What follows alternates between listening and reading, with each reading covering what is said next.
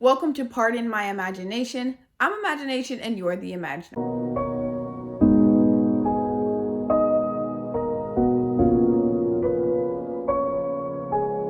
Welcome if this is your first time. My name is Jesmyn and welcome back if this is your second or third or however many times you've clicked on my channel. Welcome. Today I'm going to be doing my week 3 and week 4 wrap up of December. So let's just get into what I read. Alright, first on this list is A Conjuring of Life by Schwab, and I gave this book 5 stars. Wow. Imagine that I gave A Darker Shade of Magic 3 stars and now we're here. Definitely a well finish to the series. I really loved Cal and, ooh, what's her name? I'm forgetting her name. I'm blanking. Lila Bard. Lila Bard. Yes. What a way to end the series. So this is essentially following Cal. He is one of the last of his kind. There is only 2. It's him and a man named Holiday. And basically what that means is he pretty much has old magic. He's an Antari, and he is living in a world where there are 4 Londons. There is a gray London, a red London, a black London, and a white London. And I believe that he lives in red London, I want to say. All right, the next book I read was Clap When You Land by Acevedo, and I gave this book also 5 stars. Loved it. I will probably always love Acevedo. I don't know why I can't say it, but my words. Anyways, yes. So this book is following 2 sisters, and it's in a world where one sister lives in the Dominican Republic and the other one lives, I want to say, in New York, I believe. They don't know about each other. The only way that they find out about each other is that their father ends up dying on a plane trip. He dies because he dies on a plane trip heading into the Dominican Republic to meet his daughter there. Every summer, he spends the summertime with his daughter, and obviously he lives back in New York. Well, this is how things happen, and that's how they find out about each other. The daughter that lived in New York thought that the father, well, I'm not going to say that, because if I say that, it's a spoiler, so I don't want to spoil it for you. But through channels and ways, they find out about each other, and the sister from New York goes to the Dominican Republic to meet her sister and watch her father be buried. And they spark up a relationship. They're dealing with, the loss of their father, their not knowing about each other, being envious of each other and things like that. And they're just dealing with finding out that they have a sister. They're in their teens.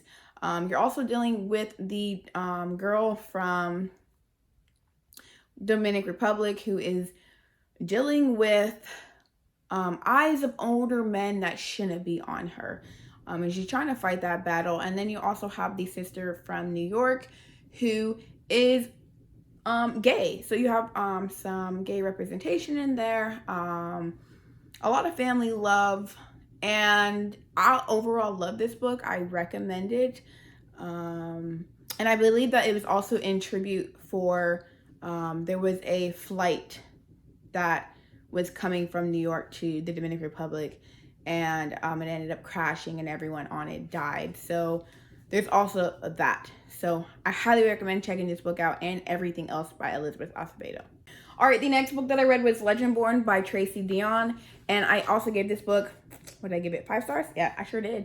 Gave this book 5 stars. Quite loved it. So this book is following a girl named, what's her name? I forgot her name. Bray. Why did I forget that? Wow.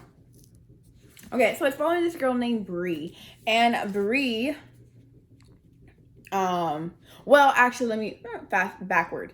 So this book is actually a King Arthur inspired, because it's not a retelling, it's a King Arthur inspired story. And I don't know what the actual realm that's from. Arthurian, there it is, Arthurian, that's what it's called. But it also has a spin of root magic, so it's combining these 2. So how that works is you're following this girl named Bray, and she is going to this program at a college, and at this school there is a secret society. This secret society follows the realm of King Arthur, and that's where you're kind of following the story of King Arthur. And obviously it's dealing with magic. She doesn't understand why she can see these things because only certain people should be able to see it. And she's really just trying to figure out why her mother died. And that is kind of one of the main reasons too why she is going to this college. She is in an apprentice-ish type of program or scholarship-based program at the college. And she runs into a guy and he introduces her to the secret society. And then the other spin on that is she is meeting with a counselor. And she's just trying to work through, you know, being one of the only Black students on the campus. Well, she's not one of the only, but she's dealing with being a minority on the campus. And through channels of that, that's how she ends up learning about root magic and things like that. And she ends up learning a little bit more about her mom. I don't really want to spoil it. Everyone has been ripping and raving about this book, and they have every reason why to. And it's also why I understand why it won the Shaded Choice Awards. If you don't know what the Shaded Choice Awards is, I will have the video announcement linked up here as well as the website, so you can go ahead and check it out. So yeah, I can't wait to see the next part, and I need it right now. All right, the next book I read is Alyssa by Lxeilani, and I gave this book 3 stars. This book got quite a bit of traction, and I was like, okay, I really want to read it.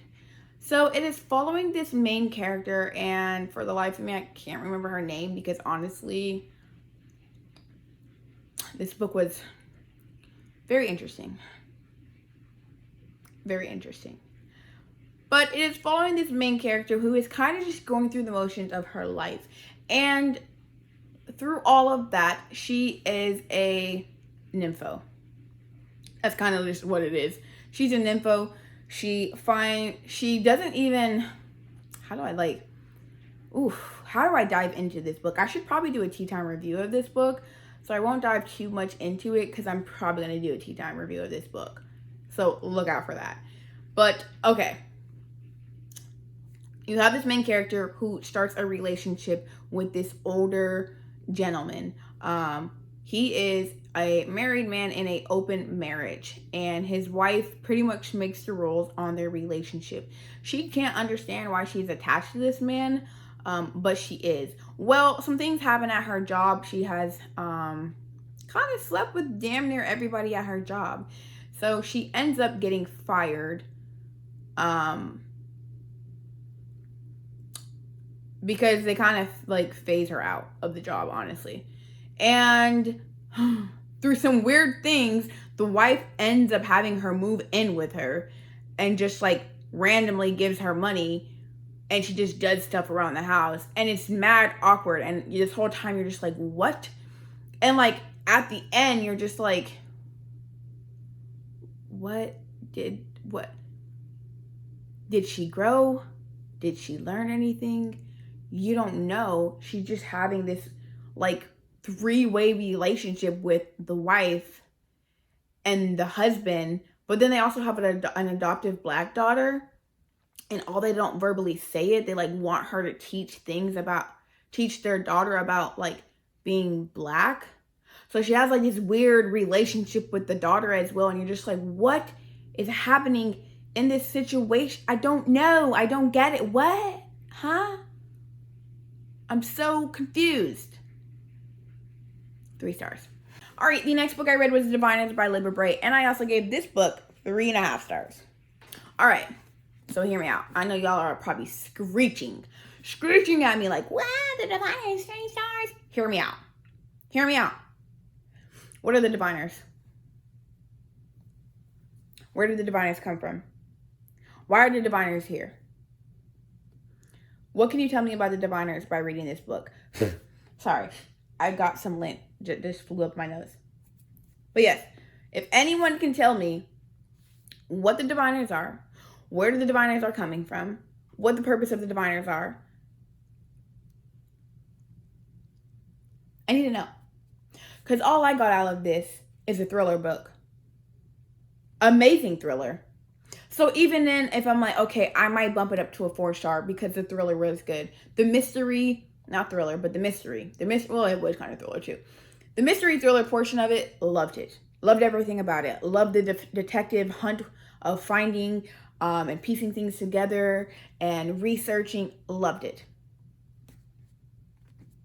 But other than that, I have no idea who the diviners are, what their purpose is. So I didn't even tell you what this book is about. It's following this girl named Evie who has supernatural powers, and she's just not the conforming girl that she needed to be in the 1920s. So she gets herself into trouble because she used her powers at a certain party, and she gets shipped off to her uncle who owns a museum of supernatural things. The museum's not doing so well. And obviously, but he is a knowledgeable professor of supernatural things and just all types of stuff. So he gets picked up for this murder scene, and she goes with him because she just has to be in the adventure. And yeah, loved it. I love that aspect of it. So I will probably raise it to a 4-star, but I just really want to know like the overall backstory of the diviners. So I hope that it's talked about in the second one. All right, the next book that I read was Piecing Me Together by Renee Watson. This was 5 stars for me. One of my favorite books of 2020 as well. As you can see, I actually tabbed it. Like, what? Who am I? Yes, I love this book. Whew. Okay.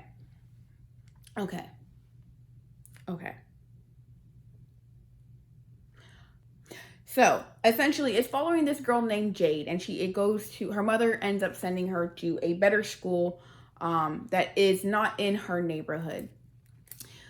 She is obviously in the end years of her high school, and she is just dealing with a lot. She is dealing with the guilt of knowing that she is getting better opportunities than her peers in her neighborhood, but also she is missing experiences from being in these schools because she's also dealing with she loves to do art, so she does art collages, and so you see that side of her creative side. She's dealing with a single mom who is just trying to take care of her, and then she gets picked because this program is meant to be for underprivileged Black women. And that's how she gets put into the program for woman to woman. And it's supposed to be a mentorship. And throughout it all, you get to see like what it means to be a mentor, what it means to, although you can be a mentor, you have your own things that you need to work on. And her mentor has that and is sharing that with her, and you show her frustrations and being able to trust people. And having people that are going to be there for her. She's also dealing with a relationship with having a new friend that she can relate to, but also doesn't understand the racism that she deals with. So you're seeing quite a lot of complexity in this story. This is another book that I want to do a tea time review for, and I obviously will definitely get to that. But I highly encourage reading this. I clearly have been loving middle grade. I loved everything about this. I don't know if this is actually middle grade, but either way, read this book. Renee Watson, honestly, it was beautiful. And I can't wait to dive into everything else Renee Watson. All right, and the next book that I read was Men We Reaped by Jesmyn Ward. And this is a memoir story. It is essentially following Jesmyn Ward writing a story about 4 men. It's about the 4 men in her life that have their deaths have affected her greatly. So you're dealing with, essentially you're dealing with, she's telling you these stories of 5 men in her life that, how they led up to their deaths and how that relationship tied back to her. And it was so beautifully woven, and it was heart-wrenching, and it just hurt because this is so many different neighborhoods across America and across the world, to be frank. And just seeing her dealing with this and understanding that there are so many other people out here that probably deal with the same exact thing, because she's not perfect. Obviously, she is an author, but she's dealing with her own issues and her own problems, and how these deaths have affected her, and how these relationships have affected her, her family, and things like that. And this is a lot of weight on your shoulders, definitely. So this is stuff that I kind of knew but shoved at the back of my head when it comes to like them dying because of the circumstances of your neighborhood. That's kind of really what this book hits on. You see her piece together how certain things in the community have affected them. You're dealing with drugs, alcoholism. She was dealing with being with alcoholism and coping and smoking. And you kind of just see that all pieced together through these different lives and these different stories. And you don't just see the 5 men, you get to see her family, her sisters, her friends, her cousins, and how tight-knit this community is. And how she kind of, even though she left, she always finds her way back home. You're dealing with the relationship that she has with her own father, and how I said her father died, but her father didn't die in this one. But, you're just dealing with you're getting every type of story, right? You're dealing with the single mother that has children, and the father just, can't keep it together and can't keep this family home, but she still has a strong relationship with her father. So you see so many different aspects in this story, and it's just a glimpse into what minorities, specifically the Black community, deals with on a day-to-day basis. It's the truth, it's the gritty, hurtful face of people's everyday lives. So I highly recommend this. I know I'm not really a nonfiction person, but man, this nonfiction kicked my ass. All right, and last but surely not least is When No One Is Watching by Alyssa Cole. I gave this book 4 stars. This is a thriller book, and it is following this girl, or this woman named Sydney Green. And she is born and raised in New York City. She is kind of harboring this dark secret that she can't let anyone know. But she is also dealing with living in a neighborhood that is pretty much Black owned. This is a very tight-knit Brooklyn community. Everyone knows everyone. Everyone knows everyone's business. And it is being gentrified. And now imagine gentrification and it being turned up an entire dial. I have no doubt in my mind that this has actually happened, and in multiple communities across the world. But man, this story, I can't really give you much because it is a thriller, but you just see all this stuff happening, and you see how the effects, you see how gentrification can affect a community, especially a community that owns this property and gets booted out when they can't pay taxes. And then there's a thriller tied to it. There's another main character that gets thrown into it, and his name is Theo. He is a white man that lives next door who bought one of the homes in this community for the betterment of the community, blah, blah, blah. You know what I'm saying? So they're cross paths, and they unknowingly get put together to solve some things. So that's all I'm going to leave it at, because I have to be very vague about it, because again, it is a thriller and I don't want to spoil anything. That ending had me like, what the fuck? Highly recommend. This is my first Alyssa Cole. I know she is mainly a romance author, and I do actually own one other book from her. Haven't read it yet. Totally going to get to it. But yes, please check this book out. All right. Those are all the books that I read in week 3 and week 4 of December. Again, some 5 stars, some 3 stars. I had a very mixed reading month overall. And yeah, that was it. 2020 is going to be the year of 5 stars and 4 stars. I'm speaking into existence. Yes. But that is all that I have for you guys today. Be sure to check out my description where you can find easy ways to contact me, as well as all the books that I talked about. If you like this video, be sure to like, comment, and subscribe. And if not, just imagine that you didn't come back again. Until next time, keep imagining.